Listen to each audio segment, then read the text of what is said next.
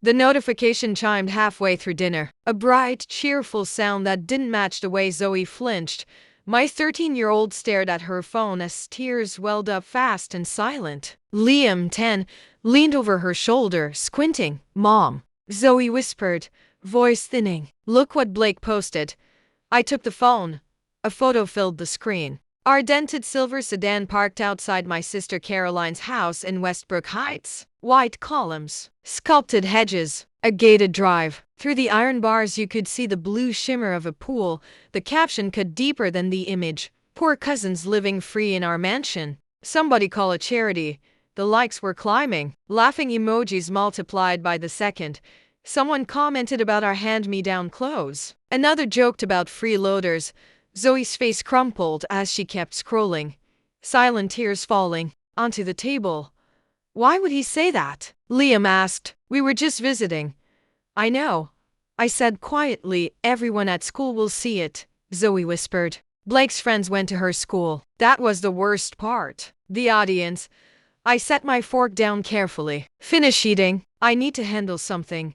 In my home office, I closed the door and logged into my bank. The automatic payments sat there in neat, obedient rows, each one tied to Caroline's address. Mortgage draft, property tax escrow, insurance, pool service, landscaping. 7 years of quiet support. My fingers didn't shake as I called the bank's after-hours line. "This is Evelyn Harper," I said calmly. "Cancel every auto payment connected to 847 Grandview Terrace, effective after tomorrow. Everything." A pause. Keyboard clicks. "May I ask the reason?" "The arrangement is over." I ended the call and canceled the pool and lawn contracts one by one. When I finished, the silence in the room felt solid, like the air after lightning strikes and moves on. 18 minutes later, my phone lit up. "Evelyn?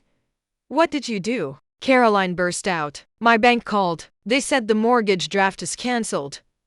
"It is. You can't cancel my mortgage. That's my house. What payment do you personally make on 847 Grandview?" I asked evenly. Silence. Then, sharp. "Fix it. Come over," I said. "Bring Blake." 35 minutes later, her Mercedes slid into my driveway like an accusation. Caroline pushed through my door without knocking, flushed and furious. Blake followed behind her, annoyed and defensive. Upstairs, Zoe and Liam stayed in their rooms. Safe. Their earlier laughter still echoed in my head, and it steadied me. I sat at the dining table with a folder. "Sit." "I'm not sitting," Caroline snapped. I opened the folder anyway. "7 years ago you called me sobbing," I began. "Grant emptied your accounts and disappeared. The bank was days from foreclosing." Blake's expression shifted. He hadn't heard that story before. I slid the mortgage statement across the table, the modification agreement, then pages of bank transfers highlighted in yellow. $4,200 a month, I said. For 80 for months, plus taxes, insurance, pool, lawn, all of it. Caroline's lips parted. "It was help, family help. And I gave it," I said quietly. "I never told anyone. I let you keep your pride."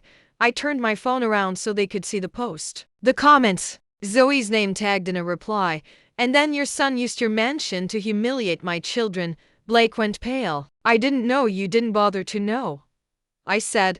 I looked at him directly. "Delete it. Post a public apology. Then text Zoe and Liam real apologies. Not jokes. Not excuses." He fumbled for his phone immediately. Thumbs flying. I pulled out the final document. "The deed," I said, "and read slowly. List me as co-owner. 50%. Caroline's knees gave out. She dropped into the chair like the floor had disappeared. Her fingers trembled over the page. "Evelyn, please. I can't afford that payment."